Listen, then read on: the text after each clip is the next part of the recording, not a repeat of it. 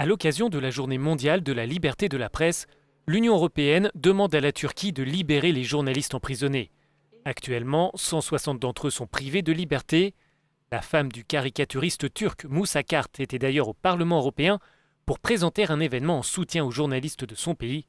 Musa Kart risque 29 ans de prison. Ces derniers temps, en Turquie, la liberté d'expression et d'information subissent de très fortes pressions. Le quotidien Cumhuriyet a été aussi ciblé par cette répression. C'était une opération politique.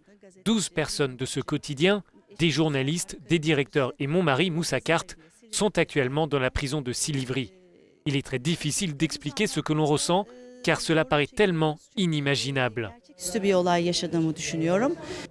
Pour l'eurodéputée allemande Rebecca Harms, l'Union européenne ne doit pas seulement s'alarmer de la situation de la presse à l'étranger. Elle estime que la situation est aussi inquiétante dans certains pays membres. Journalism is not a crime.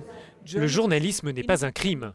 L'indépendance des journalistes, la liberté d'expression, le pluralisme des médias sont des conditions préalables à la démocratie. Par exemple, en Hongrie, nous observons une situation qui se détériore, et ce malgré les critiques de Bruxelles. The situation is worsening. Selon différents rapports, la Turquie est devenue le pays qui emprisonne le plus les professionnels de l'information, rappelle le président du Parlement européen.